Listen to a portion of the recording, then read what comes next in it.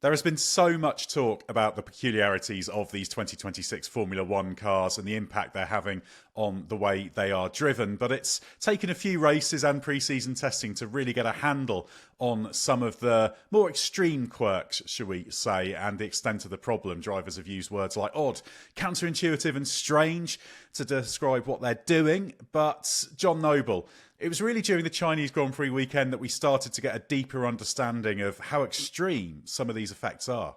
Yeah, I think Australia was an eyes wide open moment for everybody. New rules, new cars. Nobody knew what to expect, how it would play out, what the reality was. And that weekend caught a lot of people by surprise. I think there was a kind of a toe in the water exercise for understanding energy harvesting, energy deployment, and how to get the most out of it.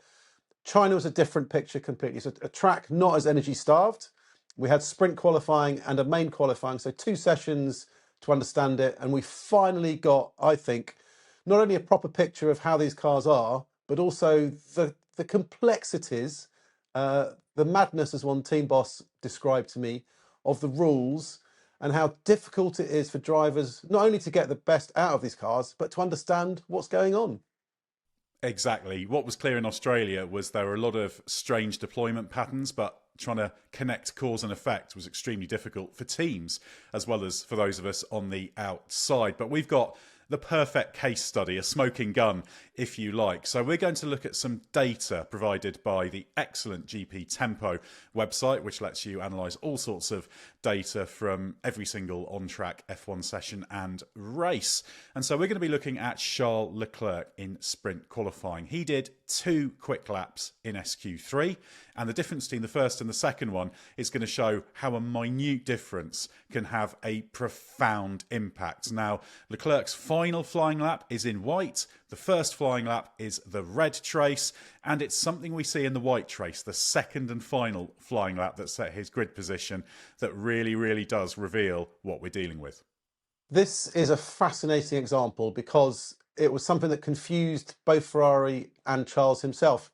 Now, during this lap in SQ3, Charles had been up in the first section of the lap and the time bled away on the back straight. He lost power, lost deployment, and came on the team radio and he went, "What the hell is happening?" He said, "This deployment, my God." Straight after the session, no answer from him, no answer from the team about what had happened. But you look at the telemetry data and we can see it here. All that time bleeds away on that back straight. The peak speed doesn't go as high. It's 320 versus about 329. And he's up to 15 kilometers an hour slower all the way down the back straight. Now, our understanding is normally is how you harvest going into a corner basically decides how good your deployment is coming out of it. But if we look at the previous section, turns 11, 12 and 13, there's very little difference there. So it doesn't seem to be an obvious explanation. You need to look much further back in the lap to work out what's happened. Now you can look at that straight between turns 10 and turns 11, and you can see there's a lot more speed in that second lap from Leclerc. Much more power is being deployed, and that doesn't particularly make much sense. And the reason now, and we can see it here on the trace, is there's a slight throttle lift coming out of turn 10, and you can see this from the onboard. Charles has a slight oversteer moment as the back steps out. He lifts off the throttle, and this bizarrely, due to quirks in the rules, triggers a power boost randomly, and that power boost burns through more power than he wants, and then leaves him without power coming down the back straight. Yeah, and this comes all down to the arcane rules regarding the change of what you're doing with the MG UK, whether you're deploying, how much you're deploying, whether you're harvesting, mode switching, and this is where it starts to get very complicated. So what exactly happens differently between if he was at, say, 100% throttle when he should have been and where he was at about 95% throttle? Because this all comes down to all sorts of interesting phrases like power limited pending and all this kind of thing that starts to get very difficult to get your head around. Yeah, this is a really complicated area of the rules. So complicated, in fact, that I was speaking to a technical director of a leading team in the paddock on Sunday morning, trying to piece this together and get my understanding of the rules. And he didn't know.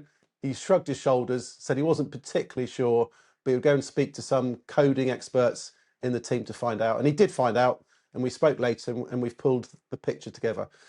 So basically what's happening is there are some straights on a lap where, because the cars are energy starved, you don't want to burn through as much power. You don't want maximum deployment. You want to limit your deployment as much as possible.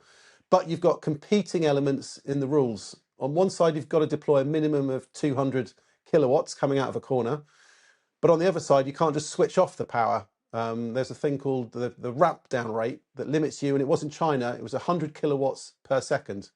So your perfect corner, so say from turns 10 to 11, is you come out of the corner, you go past 98% throttle, which triggers something in the rules called power limited pending, which puts you into the minimum of 200 kilowatts for 1 second, and then the power can't change. And then after that 1 second is complete, you can then go into ramp down rate. So your power then can reduce by 100 kilowatts a second, and you can end up minimizing your power burn in that section. But this 98% throttle application is really important because Charles came off to 95% according to Ferrari. In the temperature data here it's 96, but I think we'll go to the Ferrari version of 95. So it's at 95%, which effectively resets the entire procedure. So having been in power limited pending or in ramp down beforehand, suddenly he's back up to full power. The 200 kilowatts is back in play for a full second. His derating is back in play for later on in that whole straight, and he's burning through more power than he wants. He's unleashing, using up energy in an area of the track where there's no benefit. You don't want to burn power here. You want to save it for the back straight. And this is effectively what derailed his lap, and from something so innocuous that was a tiny lift, slight oversteer moment coming out of one corner that he then paid the price for almost 20, 30 seconds later. Yeah, and you can see in the data that it gives him a very small gain on that run to turn 11, but that's entirely out of whack with the loss he sustains on that main back straight. That's what it is in terms of the trade-off. You can always gain time by deploying on a straight, but if you deploy on a straight where it's not very effective and you can't later, that's a huge trade. You're talking tenths of a second swings. It can make or break a lap, make the difference between qualifying first or seventh or third or seventh or whatever. Really, really profound impacts. And this is why, if you're a driver like Charles Leclerc, you're complaining that you can't do these crazy qualifying laps when you're a little bit on the edge. The one that springs to mind for me is Singapore in 2019, a fantastic pole position lap. But he has a good 3 moments on that lap where he's right on the limit, like leaning on the rear of the car, using that amazing throttle sensitivity to control what he's doing. But I think that lap, which is one of the great qualifying laps, the great pole laps of the past decade, would not be possible with these cars. Do you like what we do and want more? Then you need your 2026 F1 Paddock Pass with the Race Members Club. Join us around the world for exclusive updates and expert analysis, bonus podcasts and ad-free videos, and link up with the thriving community of like-minded fans. Whether we're in the studio, trackside, hearing from big F1 names, or on the road, we're always speaking direct to the fans. This is your last chance to take up our offer of 90% off your first month with the Race Members Club. Hit the link below to claim your discount. Now, there's another example from sprint qualifying that we can have a look at involving Esteban Ocon, isn't there, in turn 13? Yeah, very similar thing. I spoke to Esteban Ocon in the pen on Sunday to ask him about this qualifying oddity, shall we call it. He said he had the exact same thing. As you can see from the data, going through turn 13, has a little moment, lifts off the throttle. Now, Esteban says he went to 97%. So we're talking 1% difference that puts him outside of power limited pending and outside the possibility to be derating or ramping down. And that's enough. And he says that cost him 3 temps. So Ferrari's estimate was that Charles's little moment coming out of turn 10 cost him between 4 and 5 temps on the back straight. And the consequence of all this is, and from Charles's perspective, you don't want to push any more in qualifying. You need to be sure that you come out of corners very smooth on the throttle, no chance of any oversteer. And I'm not sure we want qualifying to be like this. As you say, we want drivers to be pushing on the edge. We need them to be taking risks because qualifying should be a battle of drivers pushing things to the limit, trying to dig deeper than they've ever done for those final hundredths of a second.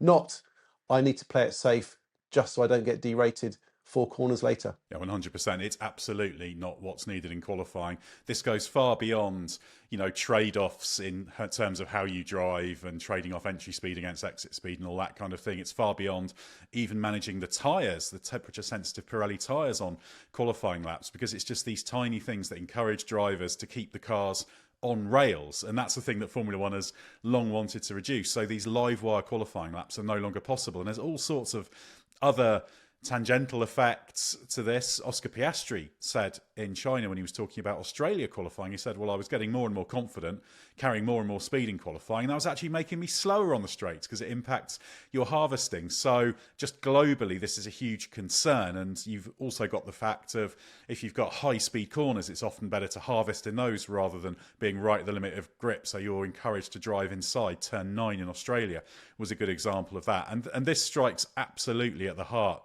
of the driver's challenge in qualifying, I think is a huge problem. But it also can impact racing as well, because this effect is still there anytime you're driving the car. And I think if you look, there's a point where Pierre Gasly is leading the midfield fight, and at the restart he has a moment coming out of the last corner, and then Ollie Bearman drives past him, and that decides who wins the midfield fight, who finishes 5th in the Grand Prix, because Gasly then gets caught up with battling with Verstappen, etc. He could well have stayed ahead, and he complained of having no deployment. And most likely that wasn't an unexpected fault. It was just a consequence of, you have a little moment, you have a lift, and you are in trouble. So this has implications for what's happening in racing again. And overall, John, this just underlines why it's way beyond what control the drivers have. Drivers can't tell the difference of a few percent of throttle travel. The throttle travel isn't very big on these cars. Isaac Hadjar was talking on Thursday about the impact on lift and coast in particular, because you have to lift and coast, you have to monitor and manage that on qualifying laps as well, given the battery capacity and the amount you're allowed to harvest. So he said, the difference between 30% and 35% throttle, if you're lifting off, can make a huge difference to the pace in your qualifying lap. And I can't feel that difference in my leg. So this is a great example of the full scale of the problem and how it's way beyond what can reasonably be expected of drivers, and also puts them into a position where they have to be more contained and drive within themselves. Yeah, exactly. When you speak to people in the paddock, and you and I are up and down around the Shanghai paddock and pit lane speaking to people, one of the consistent messages from everybody is these rules are overcomplicated, that there's been many layers of compromises and aims to cure one problem triggers other problems elsewhere. If we look at formation laps, for example, there is a recharge limit for each racing lap, or each lap a car does. It counts for the formation lap, but that doesn't take into account that the typical behaviour on a formation lap is very different to how it would be during a racing lap. You're braking heavily to warm your brakes up. You want to accelerate a lot to get some heat into your rear tyres. But if you're limited in terms of your rechargeability, then that hampers you. And in Australia, this is what caught out a lot of drivers. Kimi Antonelli's tyres, for example, when he got off the front of the grid, were at 30 degrees centigrade. So they were very, very cold, because he'd hit his recharge limit, couldn't use up any more battery, so couldn't do any burnouts, and had this problem. Then there's other problems like the control line, where the control line is on the grid, that resets your power for your lap. So cars at the front of the grid that do their burnouts across this line, all that power they use counts for that lap. Cars at the back that cross this control line at speed get a reset, so have more power available, so it can get into a better position for the starts. So a lot of details, I think, with these regulations that need working through. We know there's a big technical meeting that's been set up for after the Japanese Grand Prix to work through things. And I think one of the aims of this will be to maybe get rid of some of these complications that have been exposed. And I think the Charles Leclerc example that we've pulled out here and talked about and looked at in detail is a classic example of a regulation that's been introduced. This 98% limit isn't anything new. It's been in the regs for almost a decade, I think. It's aimed at improving safety to stop cars suddenly slowing on the exit of corners. It's been tweaked a little bit alongside other regulations to stop teams playing around with traction control, to having switches or set throttle positions that can trigger power reductions to be a form of traction control, for example. But it's triggered unintended consequences that Oscar Piastri has talked about. You solve one problem, you cause a few more. So I think there is a case now to, let's simplify these regulations. Let's put more control back in the hands of the drivers, Because if a driver makes a mistake from pushing hard in one corner and suffers 5 corners later and the whole lap is derailed, I'm not sure that's a good spectacle for Formula One. Absolutely not. In qualifying, I'd go as far as to say it's disastrous for Formula One. People talk about the DNA of Formula One and that kind of thing, but this is complete and utter anathema to the challenge of a qualifying lap. Now, you have to keep in mind, this is different to the debate about the nature of the racing and the battery passes and all that kind of thing. You can make a case that that's an interesting consequence of the regulations, and I don't think anyone would deny it's made at times the races in Australia and China much more dramatic than they would have been. There's a separate debate about the nature of that, and it's worth noting that as well, this effect has an impact on tactics and racing in terms of how you force a mistake. So you could kind of deal with that for Sundays, but for Saturdays or for Fridays, as sprint qualifying is on, given that's where the examples we're talking from, it is terrible for Formula One that this happens. All of these rules and regulations are there for good reasons, but it is a fantastic example of the law of unintended consequences, that the aggregate of all these measures that have been introduced for sound reasons, they come together to undo something absolutely fundamental to Grand Prix racing. You want a driver at the limit, on the limit. You want them controlling that tyre slip and just with the rear end on the brink of stepping out or just stepping out at corner exits, like that Leclerc qualifying lap at Singapore in 2019, because those are the moments that fans love, they're the moments that drivers love, and this is absolutely at the heart of why drivers are complaining about this. For my money, Formula One has got to find a way to sort this element, or it risks losing something magical from Grand Prix racing.